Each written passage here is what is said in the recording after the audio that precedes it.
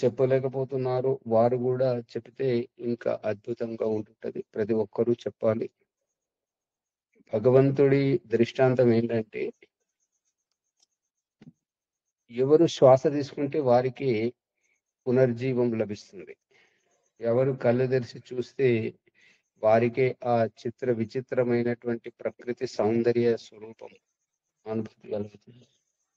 ఎవరు అన్నం తింటే వారికి కడుపు నిండుతుంది.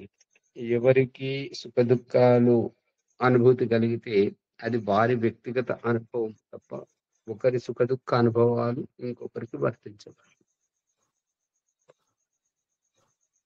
స్పష్టంగా నాకు నా అనుభవంలో ఈశ్వరుని యొక్క అనుభూతి ఈ విధంగా కలిగింది. జీవాత్మ యొక్క అనుభూతి ఈ రకంగా ఉంది. నాకసలు బోధపడట్లేదు అది ఆత్మ, పరమాత్మ అంటే ఏంటి అనేటువంటిది స్పష్టత రావాలి.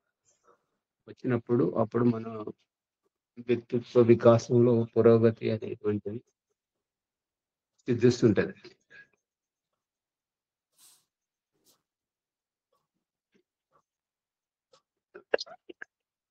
ఇంకేమైనా సందేహాలుంటే అడగండి. ఓం ఆచార్య నమస్తే. నమస్తే అండి. ఈ 3 పదార్థాలు ఒక్క దగ్గర ఎట్లుంటాయి? ఈశ్వర, జీవ, ప్రకృతి ఒకే స్థానంలో ఏ విధంగా ఇమిడి ఉంటాయి? ఇప్పుడు కుటుంబంలో కావాలా, సమాజంలో కావాలా, వ్యవసాయంలో కావాలా, వ్యాపారంలో కావాలా, ఏ రంగంలో కావాలి? వ్యవస్థలో. వ్యవస్థలో సమాజం ఉపదేశించడం, బోధించడం, బుద్ధి తెలివితేటలు నేర్పించడం ఇది ఈశ్వరీయ విషయం. ఎవరైతే వింటుంటారో, ఎవరైతే తదనుగుణంగా ఆచరిస్తూ పోతుంటారో, ఎవరైతే ఆచ పెద్దవారి మాటల్ని తూచా తప్పకుండా పాటించడానికి అనుసరించి తనను సవరించుకుంటారో ఇది జీవాత్మతత్వం. ఏ వ్యవస్థ గురించి అయితే మనం చేస్తున్నామో, ఏ వ్యవస్థలోనైతే మనం ఉంటున్నామో ఆ వ్యవస్థను వినియోగించుకునేటువంటిది.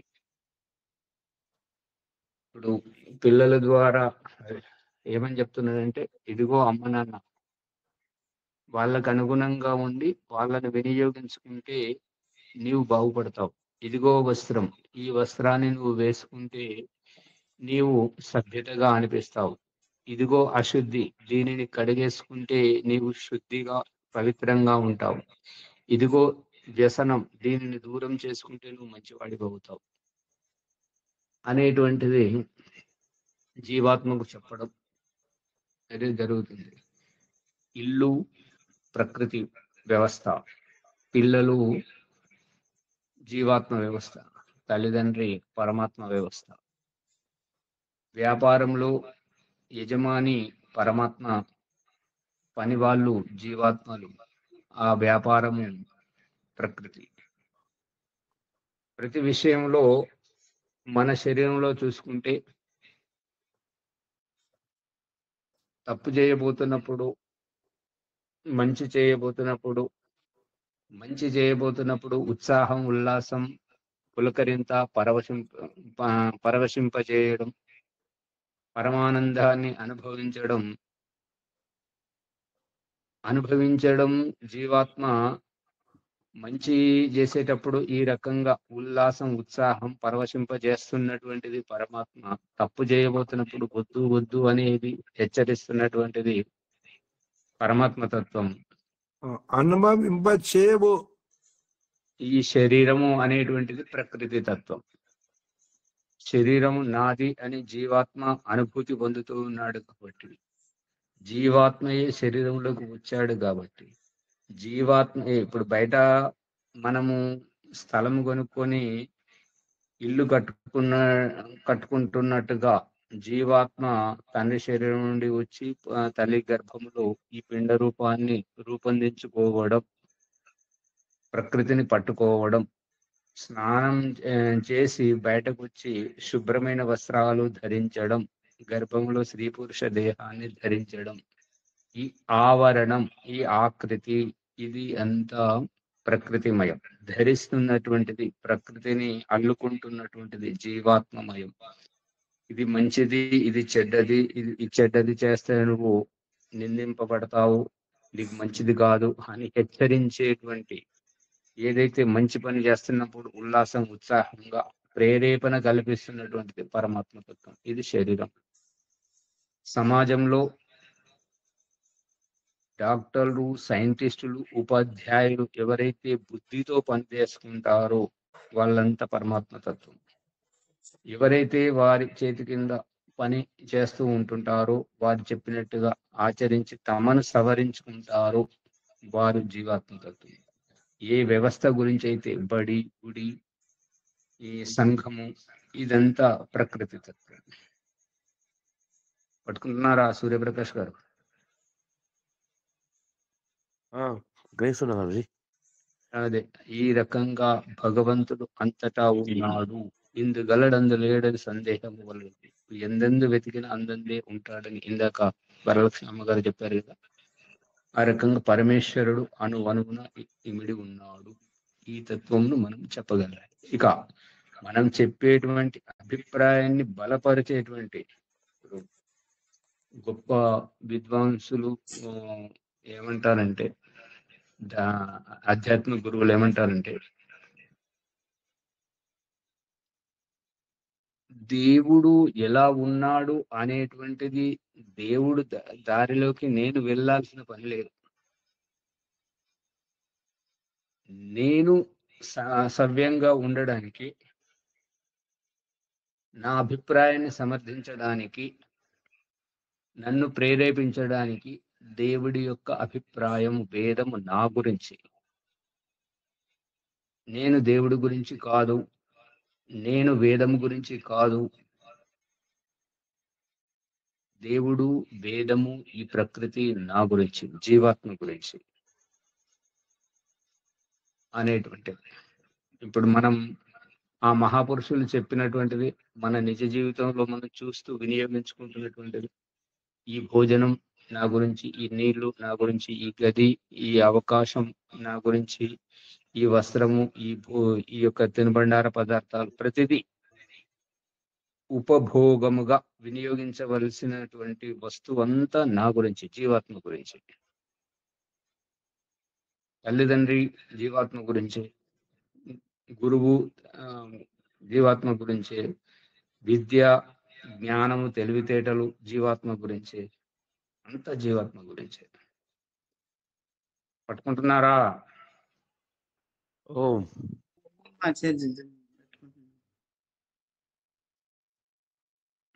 ఇంకా ఏమైనా సందేహాలు ఉంటే అడగండి.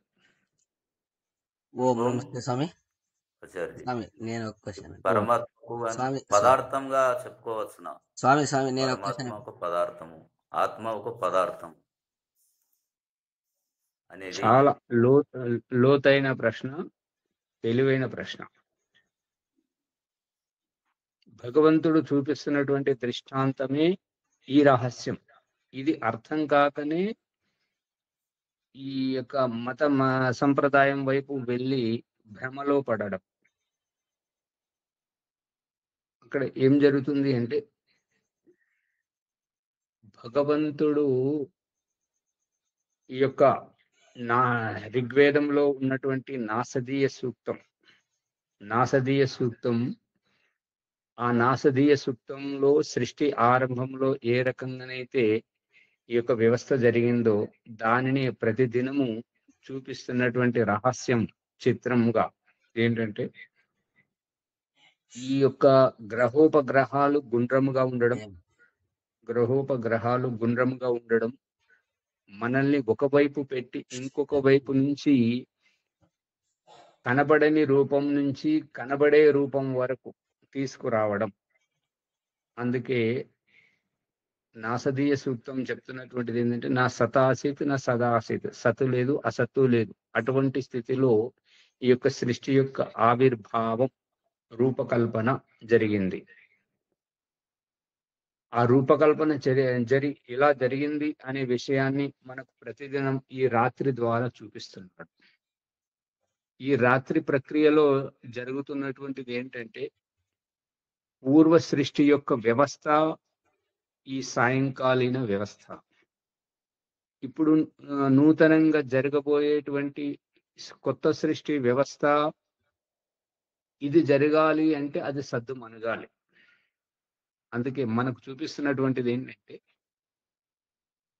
దేనిదైనా అభావము, లోటు మనకు కనిపించినప్పుడే దానికోసం కొత్తదనం కోసం ప్రయత్నం చేయడం జరుగుతుంది. ఇది ఇది రహస్యాన్ని పట్టుకోవాలి. ఈ రహస్యం పట్టుకుంటే ఆ రహస్యం పట్టుబడుతుంది. అన్నం తినడం ఎందుకు? ఆకలి అనే లోటు మనల్ని వెలితి చూపిస్తుంది కాబట్టి, అభావం చూపిస్తుంది కాబట్టి దాన్ని అభావాన్ని పూర్తి చేసుకోవడమే అన్నం తినడం. పూజ చేయడం ఎందుకు? జపం చేయడం ఎందుకు? ధ్యానం చేయడం ఎందుకు? యజ్ఞం చేయడం ఎందుకు? అవిద్య, అజ్ఞానంతో నేను కోల్పోయినటువంటి ఆ లోటును ఈ పూజ ద్వారా, ఈ ధ్యానం ద్వారా, ఈ యజ్ఞం ద్వారా నేను కోల్పోయిన దాన్ని పట్టుకోవడానికి ప్రయత్నిస్తున్నా. అభావాన్ని పూర్తించుకోవడం. దీని గురించి ఈశ్వరుడు ఏమంటున్నాడు అని, సా అతిథిర్ దర్శత గృహం గృహం గృహే వనం వనే జనం జనే. అతడు ఒక అతిథిగా ప్రతి ఒక్క వ్యక్తి దగ్గరికి, ప్రతి ఒక్క అణువు దగ్గరికి, ప్రతి ఒక్కరి దగ్గరికి తాను స్వయంగా వస్తున్నాడు. ఆ రహస్యాన్ని ఈ యొక్క సూర్యుని యొక్క పరిక్రమగా రూపము లేని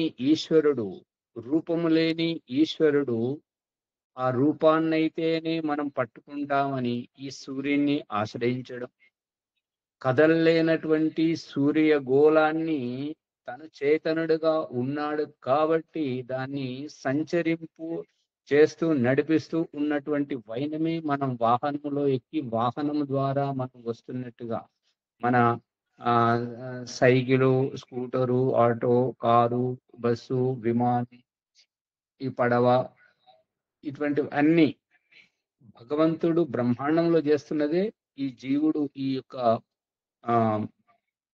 సమాజంలో చేస్తున్నటువంటి యథాపిండే తథా బ్రహ్మాండే. బ్రహ్మాండం అర్థం కాకపోతే పిండ వ్యవస్థ చూసినప్పుడు బ్రహ్మాండం అర్థమవుతుంది. పిండం అర్థం కాకపోతే బ్రహ్మాండంను చూసినప్పుడు ఆ బ్రహ్మాండంలో కనబడినటువంటి రహస్యం ఈ పిండంలో జరుగుతుంది. దర్పణం మన ముఖ ప్రతిబింబం మనకు కనపడకపోతే దర్పణంలో చూసుకున్నప్పుడు దర్పణం మనం ఎలా ఉన్నామో మన ప్రతిబింబాన్ని చూపిస్తుంది. ఆ రకంగా బ్రహ్మాండ రహస్యం పిండంలో, పిండం యొక్క రహస్యం బ్రహ్మాండంలో ఉంటుంటది. అందుకే ఈశ్వరుడు ఈ యొక్క అస్తమిస్తున్నటువంటి సూర్యుడు ఎట్లెట్లయితే సూర్యుడు అస్తమిస్తూ వెలుతురును కనుమరుగు చేస్తూ ఉంటాడో, ఎట్లెట్లా వెలుతురు కనుమరుగు అవుతుందో అట్లట్లా వెలుతురులో సజీవంగా ఉన్నటువంటి జీవరాశులన్నీ అలసిపోయి నిద్రమత్తులోకి వెళ్ళిపోవడం జరుగుతుంది. ఇక చైతన్యం లేదు.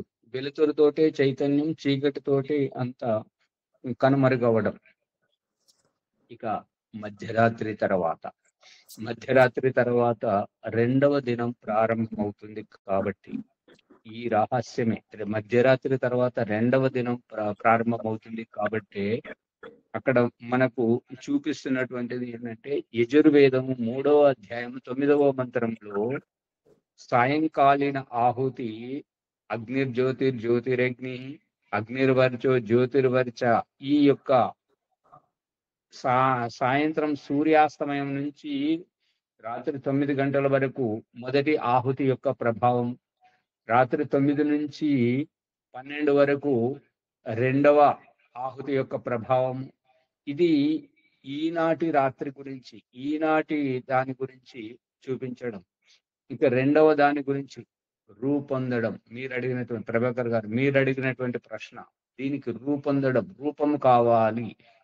నిరాకారమైనటువంటి స్వరూపానికి ఇప్పుడు రూపం కావాలి కాబట్టి మధ్యరాత్రి తర్వాత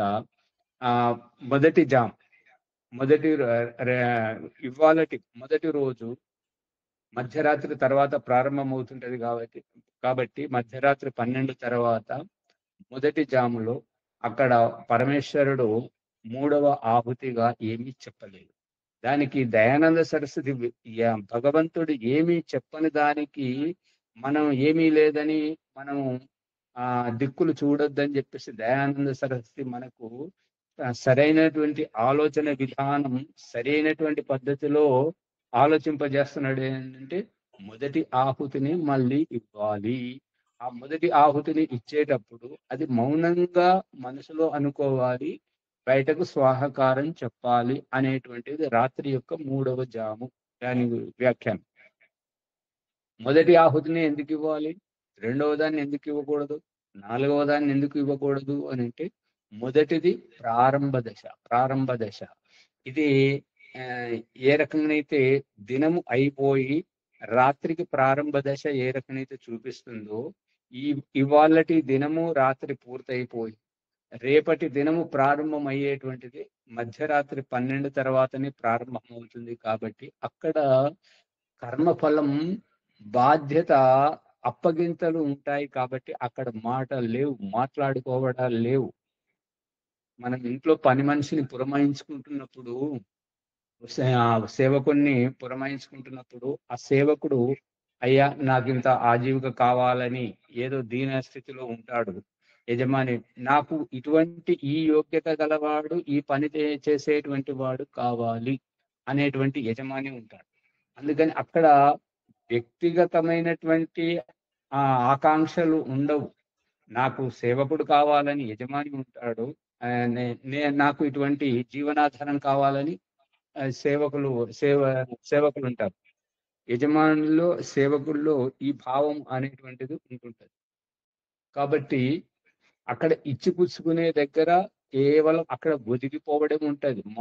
మాట్లాడుకోవడాలు, ఈ ప్రత్యేకతలు ఏవి ఉండవు.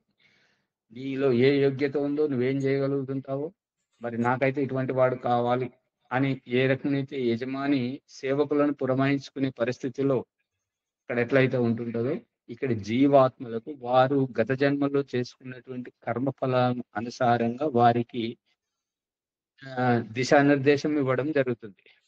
మనం పిల్లలకు చెప్తుంటాం కదా, నేను బడికి పోవాలంటే నువ్వు స్కూల్ బస్సులో పో, లేదంటే ఆటోలో పో, లేదంటే నేనే దింపేసి వస్తా. ఇక అమెరికా వాళ్ళు వెళ్ళేదంటే వీసా పాస్పోర్ట్ తోటి విమానం ఎక్కించి రావడం. మనం సాగనంపడం.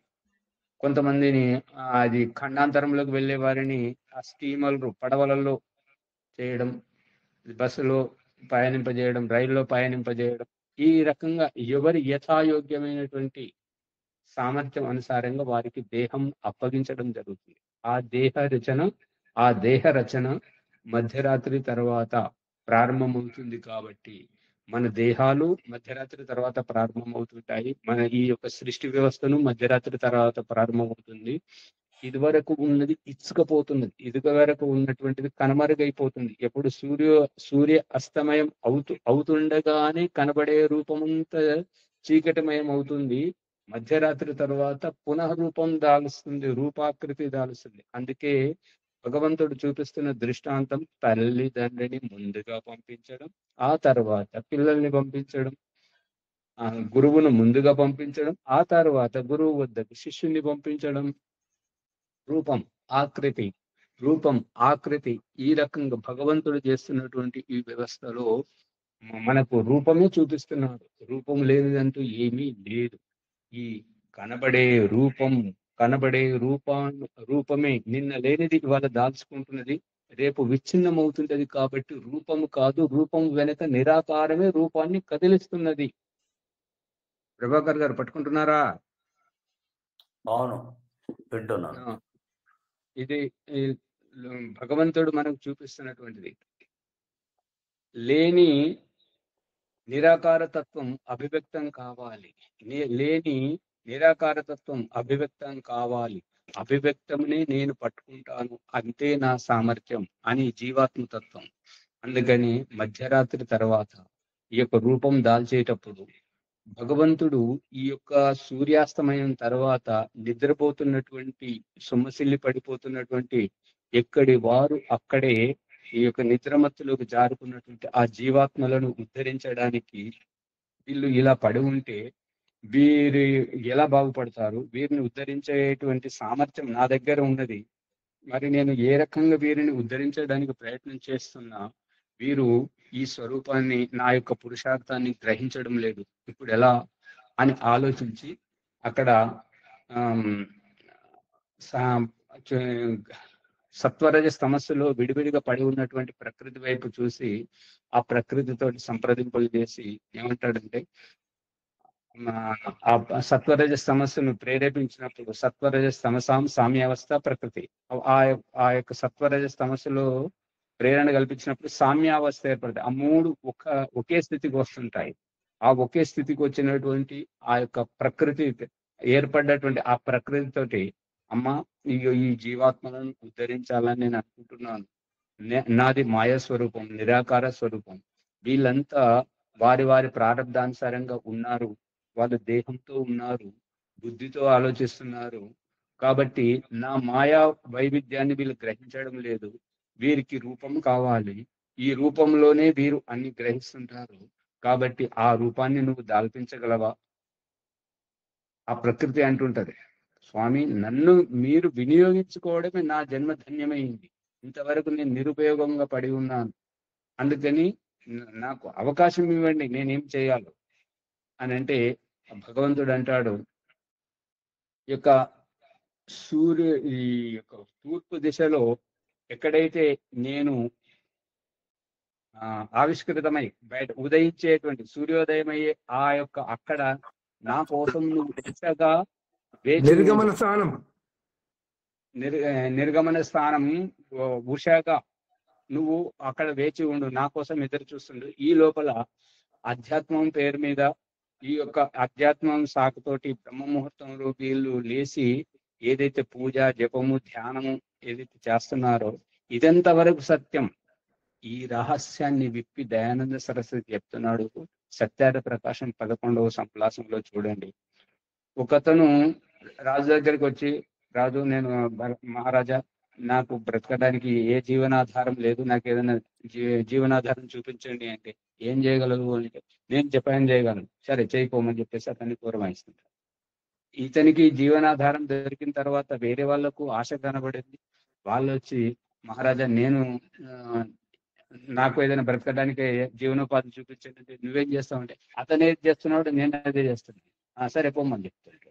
ఈ రకంగా మొదట అతను ఏం చేస్తున్నాడు, మన తర్వాత వచ్చిన వాళ్ళు ఏం చేస్తున్నారు రాజుకు తెలియదు. మొదట అతనైతే నేను జపం చేయగలుగుతుంటాను, మీకు మంచి జరగాలని చెప్పేసి ఈ రహస్యం దయానంద సరస్వతి 11వ సమలాసంలో విప్పి విడమర్చి మంచి మనకు అవగాహన కల్పిస్తుంటాడు. ఆ రకంగా రాజు పురమాయిస్తున్నాడు, నీకు ఆజింపు కావాలి, నాకు మంచి జరగాలి, కాబట్టి అతనే చేస్తున్నాడు నేనేది చేస్తున్నాను అని పోతున్నాడు. 2వ అతను పోయాడు, 3వ అతను పోయాడు, 4వ అతను ఏం చేస్తున్నాడంటే, వాళ్ళు ఏది చేస్తున్నాడో నేనేది చేస్తున్నాడు, వాళ్ళు ఏం చేస్తున్నాడో ఇతనే తెలియదు, ఇతను ఏం చేస్తున్నాడో రాజుకు తెలియదు. అర్థమవుతుందా? ఈ రహస్యం దయానంద సరస్వతి మనకు విప్పి చెప్తున్నాడు అన్నట్టుగా. అందుకని ఈ యొక్క భగవంతుడు ప్రతి ఒక్కరి దగ్గరికి వచ్చి వీళ్ళు చేసేదంత, వీళ్ళలో నిజాయితీ ఎంత ఉంది, వీళ్ళు సరైనటువంటి మార్గంలో వెళ్తున్నారా లేదా అని చెప్పేసి సా దర్శత అతిథి గృహం వనే జనం ప్రతి ఒక్క మనిషి దగ్గరికి, ప్రతి ఒక్కరి దగ్గరికి ఈ రకంగా సూర్యుడు అనేటువంటి వాహనంలో వస్తున్నాడు. ప్రతి ఒక్కరి దగ్గరికి ఆత్మీయ బంధువుగా పలకరిస్తుంటాడు. దొంగను ఒక దొంగ పలకరిస్తాడు, ఒక వ్యభిచారిని ఒక వ్యభిచారి పలకరిస్తాడు, ఒక సాధువును ఇంకొక సాధువు పలకరిస్తాడు, ఒక సజ్జనుని ఇంకొక సజ్జనుడు పలకరిస్తాడు. ప్రతి ఒక్కరు ఈ రహస్యమే, ఈ పలకరించే ఆత్మీయ భావమే పల్లెటూరులోన ఊరు బయట ఎవరివైనా ఎవరింటికి వచ్చావు, ఈ రకంగా మనల్ని అపరిచిత వ్యవస్థలో పలకరించడం. ఆత్మీయ దగ్గరికి వచ్చేసి, బాగున్నావా, ఆరోగ్యం ఎలా ఉంది, పిల్లలు ఎలా ఉన్నారు, నీకేం అవసరం, ఆ పలకరించేటువంటి తత్వం పరమాత్మ తత్వం. అందుకే అతిథి యజ్ఞంలో మన ఇంటికి తిథి నక్షత్రం లేకుండా సూచన లేకుండా వచ్చేటువంటి అతిథి వస్తున్నాడంటే యజమానుడు ఇంటి నుంచి గుమ్మం దాకా నడిచి వెళ్ళి అతన్ని సగౌరవంగా, రండి, ఎక్కడికి వెళ్ళి వస్తున్నారు, ఎలా వస్తున్నారు, యాత్ర బాగా సాగిందా, ఈ రకంగా తీసుకురమ్మని చెప్తున్నాడు అతిథి యజ్ఞంలో. ఇదంతా ఈశ్వరీయ రహస్యం అంతా. అందుకని ఈ యొక్క సూర్యోదయ సమయంలో అక్కడ ఈ సూర్యోదయ సమయంలో సూర్యుడు ఉదయించే కంటే ముందు ఉషగా ఎదురు చూసేటువంటి రహస్యమే వివాహ వ్యవస్థలో వరుడి కోసం వధువు ఆ పచ్చని పందిరిలో పసుపు అలంకరణతో చేసుకుని ముస్తాబై ఉండి వరుని కోసం ఎదురు చూసేటువంటి అక్కడ బ్రహ్మాండంలో జరిగేటువంటి ఆ ఉష రహస్యమే ఇక్కడ వివాహ వ్యవస్థలో ఈ రకంగా ఋషులు మనకు ఆవిష్కరించి చూపించారు. ప్రతిదీ చిత్రంగానే, చిత్రం లేకుండా ఏదీ లేదు. ఆ రకంగా వచ్చినప్పుడు ఈ యొక్క జీవాత్మలను వారి వారి కర్మానుసారంగా పరమాత్మ ప్రకృతిలో వదిలిస్తున్నటువంటి వైనమే ఆహార పదార్థాల ద్వారా పురుషుని శరీరంలోకి వచ్చినటువంటి దానిని ఆ గర్భాధానంలో పురుషుని శరీరంలో శుక్రంను స్త్రీ యొక్క గర్భాశయానికి చేరవేయడం, గర్భంలో రూపం దాల్చుకుని రూపంగా పుట్టడం. అర్థమవుతుందా ప్రభాకర్ గారు? రూపం తల్లిదండ్రి కనిపెట్టడం, తల్లిదండ్రి పసిపిల్లలను కనిపెట్టడం, ప్రమాదం జరగకుండా, నిప్పు దగ్గరికి పోకుండా, కరెంటు ప్లగ్లో వేలు పెట్టకుండా, చీమలు పాముల దగ్గరికి వెళ్ళకుండా వీళ్ళు కనిపెట్టడం, వాళ్ళకు హాని చేసుకుంటారు, అజ్ఞానంగా దశలో ఉన్నారు కాబట్టి. రూపం అర్థమవుతుందా బాలరాజు గారు? ఆచార్య స్వరూపము రూపం భేదం చెప్పండి. ఏమంటారు? స్వరూపము రూపము భేదం. చాలా చాలా లోతైన ప్రశ్న. ఇటువంటి సందర్భంలోనే వేయాలి. ఇది ఈ రహస్యాన్ని విప్పడమే ఈ ప్రకరణం యొక్క ఉద్దేశం. స్వరూపం నిరాకారం, స్వరూపం నిరాకారం, రూపం ఆవరించిన రూపం, ఆకృతి రూపం, నాశనమయ్యే రూపం. ఇప్పుడు మనకు ఈ స్నానం చేసేటప్పుడు వస్త్రాలు విప్పించడం, స్నానం అయిన తర్వాత వస్త్రాలను ధరింపజేయడం, పంచమహాభూతాల గుండా అన్నవోషధులకు రప్పించడం, అన్నంలో నిలబడ్డటువంటి జీవాత్మను తిన్న తర్వాత కనబడే రూపాన్ని, అన్నం యొక్క కనబడే రూపాన్ని ఈ కనబడే దేహము ద్వారానే విప్పించి ఆ విప్పినటువంటి అన్న రూపాన్ని మలమూత్రంగా విసర్జింపజేసి కనబడని అన్న రసతత్వాన్ని జీవాత్మగా శుక్రంతో పురుష శరీరం నుండి స్త్రీ యొక్క గర్భాశయానికి పంపించడం, అక్కడ దేహంతో జన్మింపజేసినటువంటి జీవాత్మని మృత్యువులో పునర్జన్మ కోసం, మరి మోక్షంలో ఈ పరమానందం కోసం దేహము నుంచి విప్పించి ఒలిపించి, దేహము నుంచి విప్పించి ఒలిపించి రూపం నుంచి స్వరూపానికి తీసుకెళ్లి చూపించడం. పట్టుకుంటున్నారా?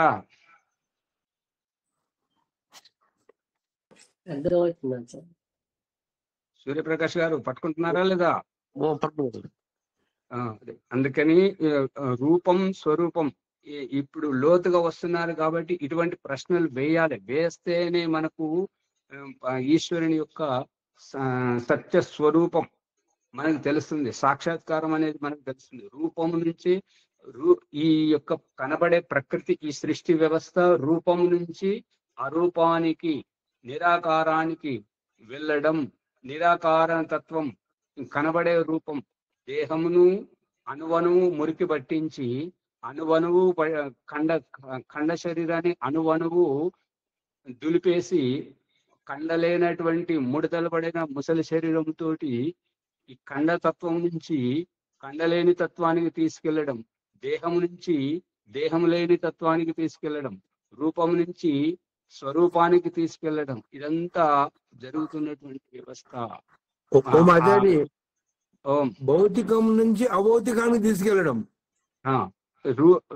అరూపంలో ఉన్నదాన్ని సృష్టి వ్యవస్థ ద్వారా రూపంలోకి తీసుకురావడం, రూపంలో ఉన్నదానిని నిరాకార స్థితికి అభౌతికంగా తీసుకెళ్లడం, ఇదంతా తారుమారు జరుగుతుంది. రీసైకిల్ బిన్ మొత్తం అంతా ఇంగ్లీష్ లో చెప్తే రీసైకిల్ బిన్, తెలుగులో ఏమని చెప్తారు? పునరావృత్తి. మునిశంకర్ గారు పట్టుకుంటున్నారా? జీవిత చక్రం. అందుకని ఇదంతా జీవాత్మకు కనువిప్పు కల్పించడం మినహా ఇక్కడ ఏమీ లేదు.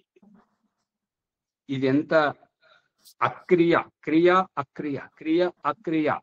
ఈ యొక్క సృష్టి లోపల జీవాత్మ క్రియ చేయాలని అక్కడ స్వర్గ సుఖంలో ఉండలేకపోయి నేనేదో చేస్తాను, నేనేదో సంపాదిస్తాను, నేను ఏదో తన గురించి చేసుకుంటానని చెప్పి అసంతృప్తిగా వచ్చినటువంటి జీవాత్మను ఇక్కడ క్రియ చేయించి, ఏ క్రియలో ఏమీ లేదు, క్రియ నుంచి అక్రియ స్థితికే వెళ్ళాలి అనేటువంటి దాన్ని, ఈ సృష్టిలో ఏమీ లేదు అని చెప్పేసి పునర్జన్మలతోటి మొత్తం మళ్ళీ జీవన్ముక్తికి, పరమానందానికి తీసుకెళ్లడమే ఉద్దేశం.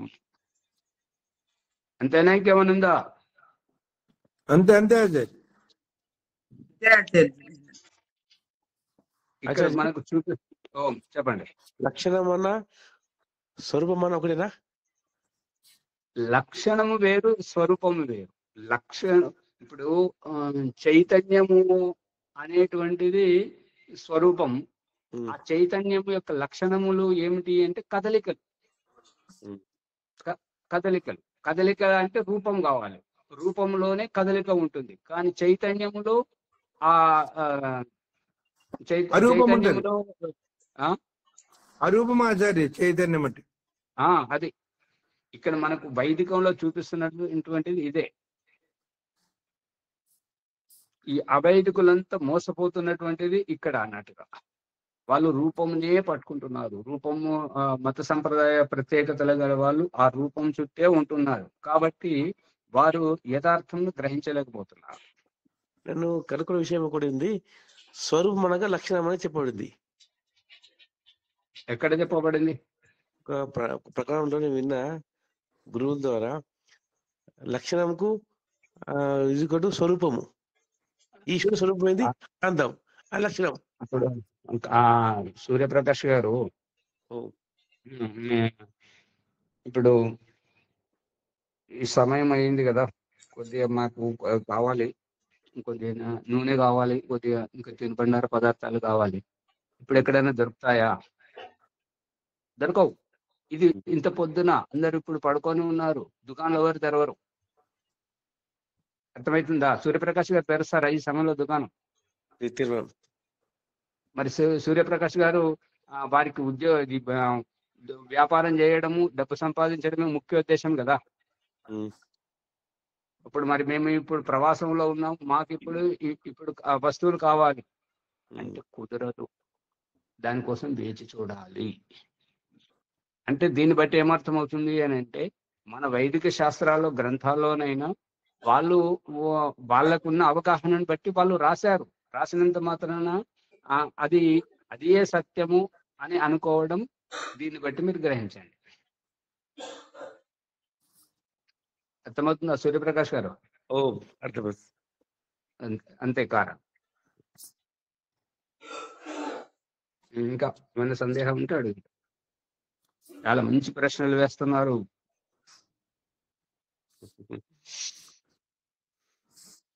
ఎవరి దగ్గర ఏం లేవా? ఏమిటి ఒక పాట పాడండి. ఆచార్జీ ఒకటి అనుకోవచ్చు ఆచార్జీ. లక్ష్యం అంటే జీవాత్మని సృష్టించింది తన దగ్గరికి రావాలనే ఉద్దేశంతోటే కదా, ఇది లక్ష్యం కదా ఆచార్జీ? మీ ప్రశ్న స్పష్టత లేదు. లక్ష్యము మీరు చెప్తున్నారు వరలక్ష్మి గారు, లక్షణం సూర్యప్రకాష్ గారు అడుగుతున్నారు. లక్షణం వేరు, లక్ష్యం వేరమ్మా. ఆ రెండింటి తారతమ్యం గుర్తుపట్టాలి. ముందుగా నేను ఒక పాట పాడినా? పాడండి అమ్మా. నేను అదే అడుగుతున్నాను, ఎవరైనా ఒక పాట పాడాలని. అదే దయానంద సరస్వతి.